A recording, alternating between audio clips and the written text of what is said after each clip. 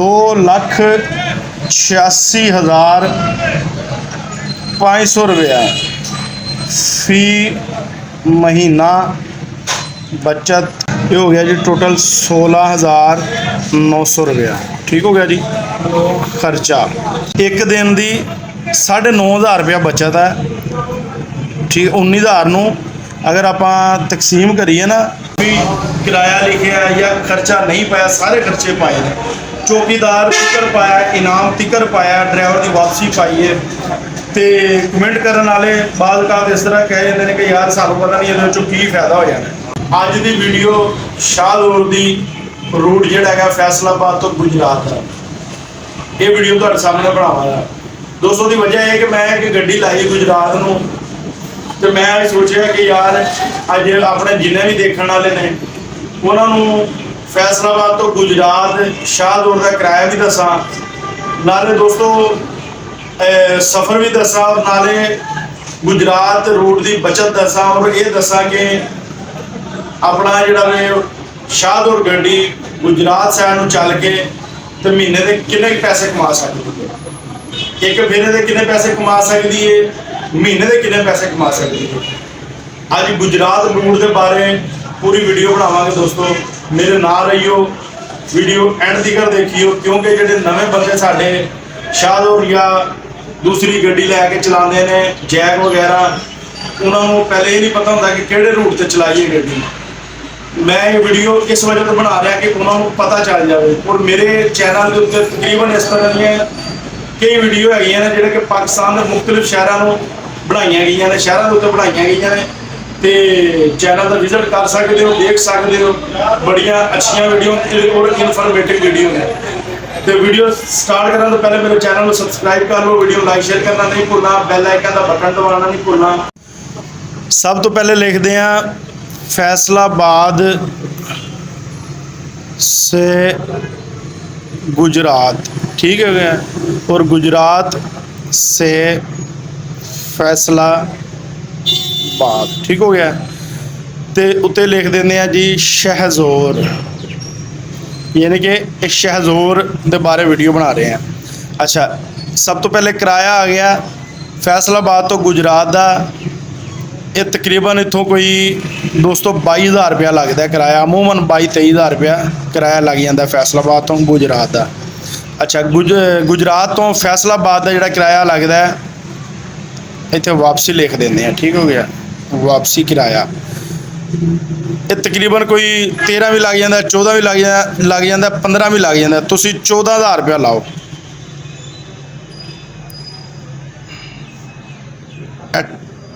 Total किराया हो गया जी 36,000 रुपया टोटल किराया हो गया। फैसलाबाद तो गुजरात 22,000, गुजरात तो फैसलाबाद 14,000, और टोटल किया किराया तो ये 36,000 रुपया हो गया। अच्छा जी, इधर लिख लेंगे जी हुण खर्चा, इधर लिख लेंगे जी आमदन, ठीक हो गया। खर्चा सब तो पहले आ जाता जी साडा डीजल। दोस्तों ये जो सफ़र है ना फैसलाबाद तो गुजरात का, ये है जे तकरीबन 200 किलोमीटर, ठीक है। इतने सफ़र भी लिख देंगे हैं, सफ़र 200 तो 200 400 किलोमीटर हो गया, यानी कि 200 जान 200 वापसी आन। तो शाहदौर गड्डी तुहानू पता है कि 1 लीटर के नाल तकरीबन कोई 10 किलोमीटर कर ही जाती है। गुजर साहब इस तरह ही है जी।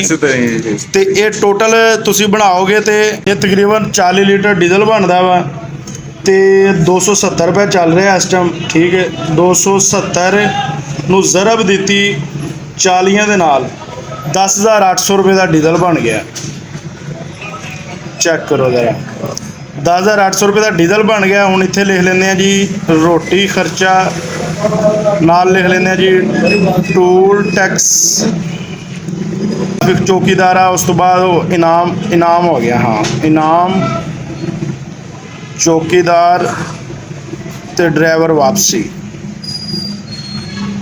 अच्छा, रोटी खर्चा तुसी एक दिन गया तो दूसरे दिन वापस आ गया, तकरीबन कोई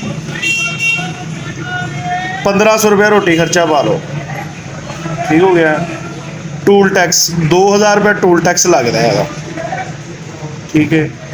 इनाम इनाम 200 तो 200 400 800 रुपया इनाम हो गया जी। चौकीदार 100 150 तो 150 300 रुपया चौकीदार का हो गया जी। तो ड्राइवर वापसी ठीक हो गया जी। ड्राइवर वापसी ये 1500 रुपया चल रही है इस टाइम गुजरात की। हुण खर्चा टोटल करिए 10,800 जमा 1500 रुपया, उस तो बाद 2000, उस तो बाद इनाम आ गया 800 रुपया, उस तो बाद चौकीदार का आ गया जी 300 रुपया, तो ड्राइवर वापसी आ गई जी 1500।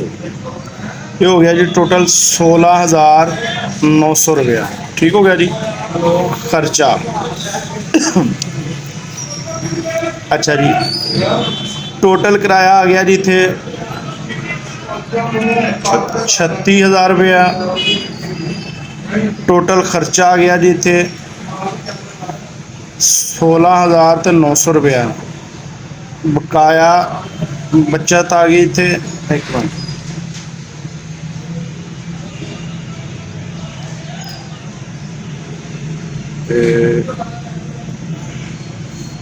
माइनस किया 36,000 के 16,900 ਨੂੰ 19,100 रुपया। ठीक हो गया जी 19,100 रुपया 19,100 इत्थे वड्डा करके लिख देना। यह बचत आई है 2 दिनों की गुजरात रूट की। ठीक हो गया। यानी कि इनू अगर असी तकसीम करांगे 2 ते कोई 9500 रुपया एक दिन का बनता है। 9500 रुपया 9550 रुपये फी योमिया बचत। एक दिन की 9,500 रुपया बचत है। ठीक 19,000 नू अगर आप तकसीम करिए ना 2 दिनों के नाल तो फिर 9500 रुपया एक दिन की बचत बनती है। अच्छा हुण असी 2 दिनों के एक बिल फर्ज कंप्लीट करते हैं फेरा तो महीने के तुसी 15 फेरे ला लो 19,100 नू ज़रब दे दी 15 के नाल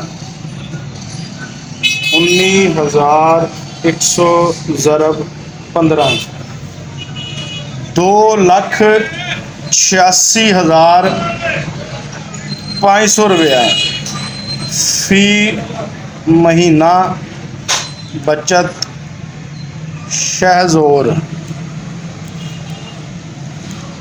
गुजरात रूट।